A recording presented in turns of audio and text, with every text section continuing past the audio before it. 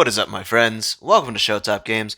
I'm your turtle host, and today we'll be doing a casual review of the 2 to 4 player game Vagrantsong, designed by Matt Carter, Justin Gibbs, and Kyle Rowan, published by Word Miniatures. Before starting, I just want everyone watching to know that this is a campaign game, so I don't want to spoil anything, but I will be showing some stuff from the very first scenario so that you get an idea of how the game works. No story stuff, just game pieces and mechanics. So what's in the box? Well, we got a lovely little letter from the creators, rulebook, game board. This opens into 3 pieces. Scenario book, where you get all your special rules and setups for the haints that you're going to be fighting. Little bindle bag for your tokens. The bottom of your standees, your actual standees. These are your haints and your vagrants. Pretty cool looking. We'll take a look at those in just a moment. Character boards, or cards, more as. The in-between cards between the boss fights that you and your buddies are going to get to make some decisions for. 6 dice, or as the game calls them, bones. Hearts to represent your humanity and the boss's humanity. We have cards over here. Westbound cards and ritual cards. Over here we have cadence cards and junk cards. And in this last stack we have all the skills that you can get throughout the game. We have special effect tokens over here, terrain tokens over here, event tokens over here, and character tokens over here. So what is this game? Well, Vagrantsong is a fully cooperative game where you and your train hopping buddies, we call you vagrants, have boarded a train that just so happens to be full of ghostly creatures. We're going to call these haints. It's your job to survive this train ride while also saving as many of these haints as you can. So this is essentially a boss battler that's going to take place in these 3 train carts, A, B, and C, for each scenario that you go through. Each haint that you battle against is going to have a unique set of abilities, moods, rituals, special rules, and terrain tokens that get placed around the board. Each scenario takes roughly about an hour or 2 to get through, unless you're really lucky, or unlucky, I guess. Now, to set this game up, you have to go to the scenario book, and it's going to have some flavor text for you to read to the group, as well as a picture of where the terrain goes, which event numbers are involved, and where the haint gets placed. Every scenario is going to have its own unique set of rules to follow that the players are going to have to remember. Now, rules are easy to forget since each scenario is different. For instance, a rule might say, in order to investigate specific boxes, you also need to have a candle. It can really add to the theme of each scenario, but can also overwhelm some players. Play order will always have the haint going after a vagrant's turn, so if there are 3 players, each player will go, and the haint will also get an action in between each player's turn, which will also give them 3 turns in the round. After every vagrant has gone once, and the haint has completed each of their actions, the round marker gets moved up. This doesn't usually do anything unless there is an event token, like this one, placed on one of the rounds. Now, speaking of event markers, these little fellows are going to be littered all over the board, and may even end up inside the bindle in which you're going to be drawing from in this game. If a player goes to one of these tokens and investigates it, or if the haint breaks enough, or enough damage is done, or even if you just accidentally draw it from this bag, then you'll have to go to the scenario book and read the event number that correlates to the token that was just triggered. So over here, if this token was investigated over here, I would read the event in the book that shares the same number as it. I won't actually show you any of the dialogue since some of the things in here are quite surprising and fun, but just know that they can add new rules, give new items, and also add flavor and story to the fight, thus making this not your average boss battler. Now, during the fight, players will have their own character boards in which they can equip skills and junk. It's supposed to go here. There are 2 slots on the right and 2 on the left, but only 1 slot for junk. Along with this, there are also 5 basic actions that any player can choose to take. All of these things, skills and basic actions, require coins in order to use. Each Vagrant gets 3 coins and can use them however they wish at the start of their turn. Placing multiple coins on one action may make the action stronger or might let you roll more bones, but then it makes it so that you can't do other things. Spreading out your coins lets you do more things, but may end with more failure. Now, each skill is going to have a target, range, bones you roll, and success value. You can only use the same skill once every other turn. However, with the basic skills over here, you can use these as many times as you want, as long as you have the coins for them. So, the first action over here is move. For each coin you have on it, you can move equal to the number of spaces shown over here. The other one is rummage, which allows you to search the bindle, over here, for helpful tools, but you can only take one. If you put more coins on it, you can at least draw more to choose from. Over here, you can bonk the haint, where you kind of just smack it with your fist. More coins means more chance of damage. Over here, we have investigate, which lets you search event tokens. More coins means higher chance you'll actually find something instead of failing miserably. And lastly, you can also patch up, which allows you to heal yourself. Again, more coins means more health if you're lucky with your dice. And speaking of lucky, if you roll a 6, you get a booming boxcar, which allows you to roll again and add the number to your dice pool.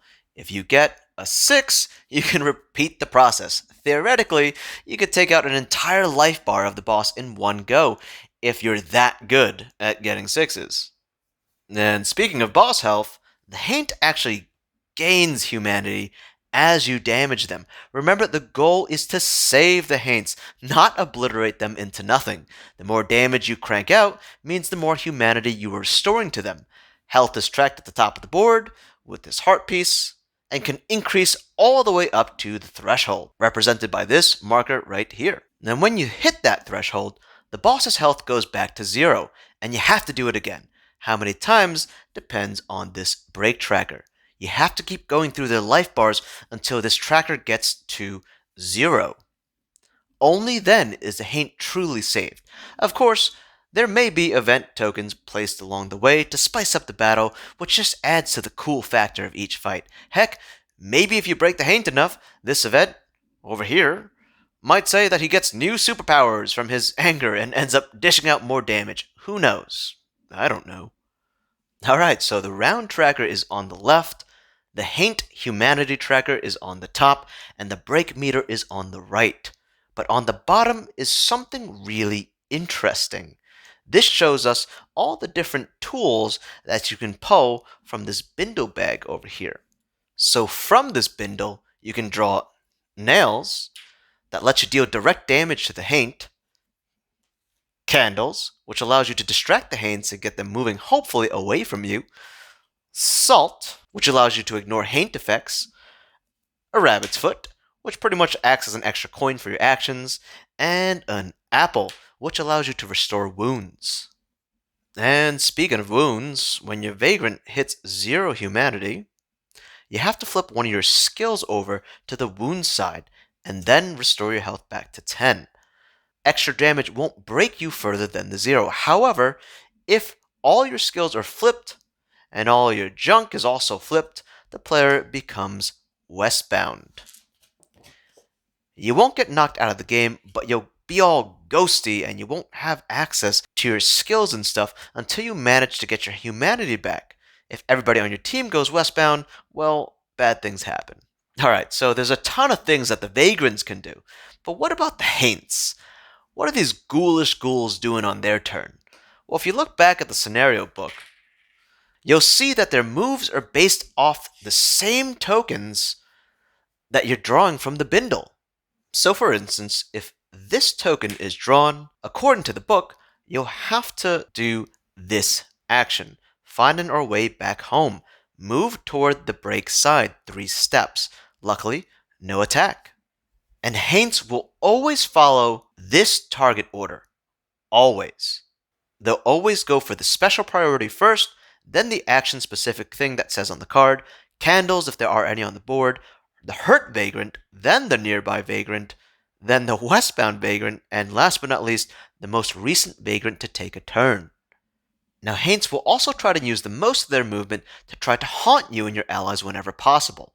When the Haint passes through a vagrant, there's going to be an effect. Most of the time, it's not good for you and will probably result in some damage. Just a bunch of ghosties being ghosties, I guess. And when the Haint finishes their action, they place their token on the Psycho track.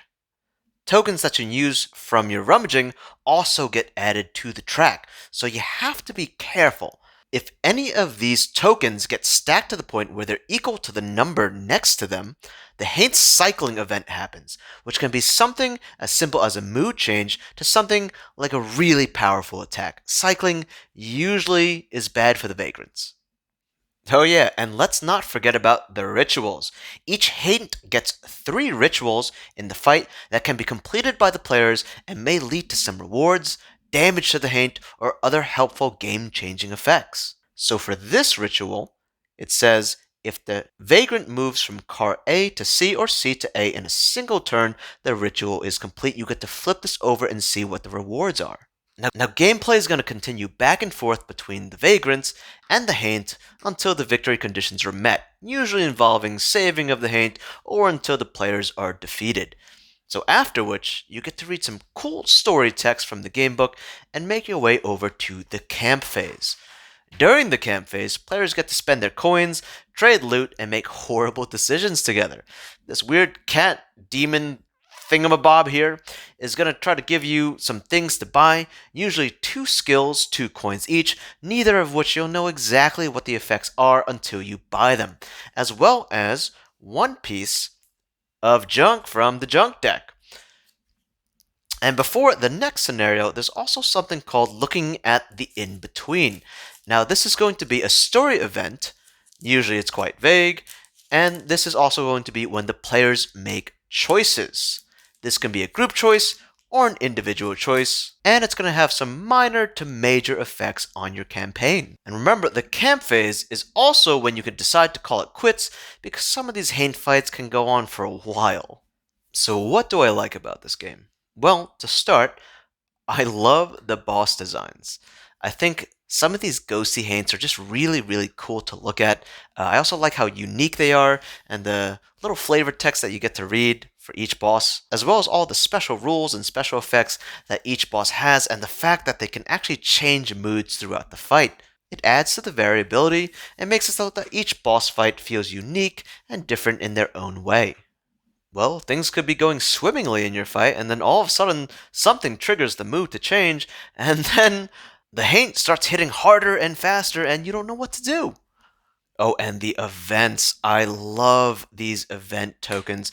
Even when horrible, horrible things happens to me and my team, I think it's just so cool. I feel like usually in a boss battler, you don't have these kinds of things. It feels almost as if you're exploring a map rather than trying to focus on a boss fight. The fact that investigating this 6 token over here could yield some kind of new weapon, or investigating this 2 token over here could result in something bad for you, or the fact that when you break the boss enough, new developments can arise. Even with the rounds, if you take too long, maybe something's going to happen further into each fight. The event tokens really add flavor and story and just a unique spin on the general boss battler formula. Also, this Bindo system is a nice change compared to the regular AI decks that you usually get in these types of games. And then mixing this along with the cycling system over here, where you have to be careful how many items you're using because you don't want the boss to cycle, is kind of a nice risk-reward mechanic. Please give me an apple. Please give me an apple. Candle. Candle. Candle. Nothing but candles! I also think that these rituals are a really neat thing to add to the fights, and it's nice to know that you're not just mindlessly bashing on the boss, and that there are other things that can help you in the fight and can also help you deal damage to these Haints. I mean, a lot of times when the Haint's just kind of thrashing us, my group will just say, you know what, screw it, let's just focus on the rituals and hopefully that'll get us something good. And something I absolutely adore in this game is the fact that you can't get cheaply one-shot by the boss because you had some unlucky round. If your health was to be reduced to 0, you simply flip over a skill to the wound side and move your health back to 10. And hey, even if all your cards are flipped to the wound side, you're still not knocked out of the game. You just flip your board over, you become westbound, and yeah, it's not the best look for you, but you get to keep playing unlike a lot of other boss battler type games. And I also like this coin system that the game implements. It adds a layer of strategy and allows you to kind of choose how you want your turn to go and also how much of your luck you want to push. Do you want to put more eggs in one basket and make sure that you get your investigation to succeed, or would you rather space things out and take the risk of failure? And I kind of enjoy the fast and easy camp phase too. Some people might not like this. They want a lot of customization and they want to be able to spend a lot of time looking through a whole bunch of things in between fights. But this one makes it quick and easy. I mean, there's only two skills that you can get no matter what at the end of each game. And if you want to buy some junk, there's only one piece of junk that you can buy unless you want to pay money to get another piece of junk. And last but not least, the player scaling is really good in this game. Usually, with these boss battler type games, you want a number of 4 players on the map to make sure that the boss doesn't cream you. But in this game, the boss goes after each character, so if you have 2 characters, the boss is only going to go twice in each round, whereas if you have 4 characters, the boss goes 4 times, making it pretty balanced and making a pretty nice experience at all player counts. So, what might some people not like about this game? Well, for starters, although some people are really going to like these standees and the acrylic that the game company uses, some people, they're just only going to be pleased by big, awesome miniatures. All the bosses in this game are going to be the same size, same exact size as your Vagrant, so you're not going to see any grand battles with giant beasts. And on top of that, your characters are not going to be three-dimensional. This is going to turn a lot of people away, I think. Ah, yes, and also there's like this weird, filmy, plasticky stuff on these figures and on the stands. I understand it's to protect it, but my goodness, was it a pain in the butt to peel off. You could see I didn't even take it off this one because I didn't want to deal with it. I even had some issues with the cards. For some odd reason, they were a bit sticky when I first opened the box. In fact, you can still, yeah, you can actually still hear like the residue or something. They're just stuck together. I had to peel off each one individually, so I don't know if that was just my copy or if that's everybody's copy, but that was weird too. And on the other hand, some people might actually really like this standee design. Most of the standees you'll see in other games aren't going to look this awesome. The acrylic definitely adds to the price of this game, but if you like it, you like it. And yeah, if you don't like randomness, there is a ton of randomness in this game. I mean, you got your dice chucking randomness over here, you got your bindo drawing randomness over here, you even get your in between each boss fight random choices over here. And speaking of those in between events, I gotta say, they're really weird. In fact, the first one you draw in the entire game, you're gonna read it to your group, and you're just gonna be scratching your heads like, what did I just read, and what are these choices? Honestly, with some of these events and some of these choices, it's really just gonna come down to luck, and not really about how much you understand the game. Then, yeah, I know this was a pro just a moment ago, but some people are not gonna like the camp phase. The game does not give you a lot to purchase or acquire. In fact, they only give you 2 skills that you can get at the end of each fight, and you don't even know what those 2 skills are. I'm not going to show you what these hints are, but they're going to drop some pretty vague clues about what each skill does, and you're going to have to buy it first in order to figure out what it does, and chances are you might be horribly disappointed and get upset. And also with this game and a lot of other grid movement, boss battlery type games of its type, this game might be a bit fiddly. So, for instance, movement. It took me 1,000 years to figure out how movement worked. There's this hobo code that this game implements that says if something contradicts a rule or something is confusing, to just do the worst possible scenario for the vagrant. Sometimes there are multiple things that a haint can do. The fact that they can go through people and haunt them, the fact that they'll take extra moves to go through vagrants to make it bad for you, the fact that they have to position themselves to take an action that's going to affect you in the worst possible way. There might be some simple moves in this game where you and your group mates are going to be scratching your heads, not really knowing how the haint is going to move, and not really knowing how the action is actually performed. And yeah, this might be a campaign game, but don't expect a lot of customization with your characters. You have two slots over here on the right for your skills, and two slots over here, and one slot for junk over here. But at the end of the day, the major difference between these characters is these passive traits, the character specific skills over here, and maybe a few variable numbers for their basic skills down here. And speaking about variability, the game board. You're not going to get a lot of different looking scenarios. Yeah, you can place a box over here, and a coffin over here, and a pit over here, but the most you're going to get in this game in terms of variable board setups is just where these tokens go, where the haint starts, where the vagrant starts, and where the event tokens are. You're not going to get giant set pieces and mix and match board pieces that you can stick together in different ways to make the game board look super different for each haint fight. And then there's also the factor of replayability. It is a campaign game, and yeah, the events are really interesting when you get to them and you flip them over and you read from the book. But, I mean, especially if you have really good memory, when you play this game again, you're just not going to have the same feeling with the same moments as you did the first time you played the game. I mean, if you really like how the boss fights are set up, that's not going to be much of an issue, but I have seen some people complain about how replayable this game is. And last but not least, the quality of the game. Some people might not think that the price for this game is justified. These standees are pretty cool, but I mean, some of these other components, like these plastic hearts or this, player board, is a bit flimsy. I mean, this just kind of just looks like laminated paper here. I don't think this game is terrible quality. I think it's fine, but some people have some pretty high standards, and I can definitely see that they might be disappointed with some of the components in this game. Oh, and also, real quick, I know this is probably just me, but I hate small bags. And so overall, I really like Vagrantsong. If you know anything about me by now, I love boss battles, so yes, I am a bit biased, but hear me out. This game introduces a lot of neat things you wouldn't find in other games of its type. The Bindo instead of a boss deck is very interesting, and the investigation tokens in each fight almost makes the game feel like an exploratory game similar to, I don't know, Mansions of Madness.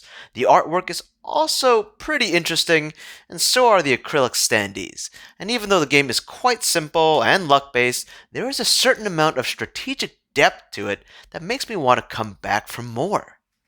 And so, I recommend this game to people who are fans of cooperative games, and for those of you that love a good boss battle. The story isn't super deep, and neither are the combat mechanics, but there's still enough to provide you with a really enjoyable time. If your group doesn't consistently meet all the time, the campaign in this game is light, and you won't really need to remember previous story events to have fun. Get this game if you love working together and love rolling the dice, enjoying the good and the bad outcomes. I don't recommend this game if you hate randomness, dice chucking, bag drawing, and decisions that you make based on hunches. If you're looking for a dungeon crawler, yeah, this game has cool standees and grid movement, but it's not going to give you what you're looking for either, because it's really just one boss fight after the other.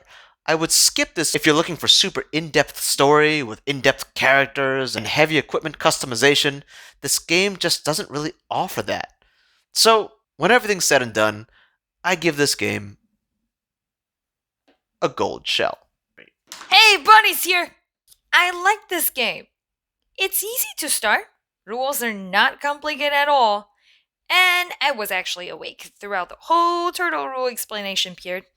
But once The gameplay is also very unique, which made it bunny friendly because, you know, we don't like complicated game elements. I also think short gameplay time is another highlight of this game.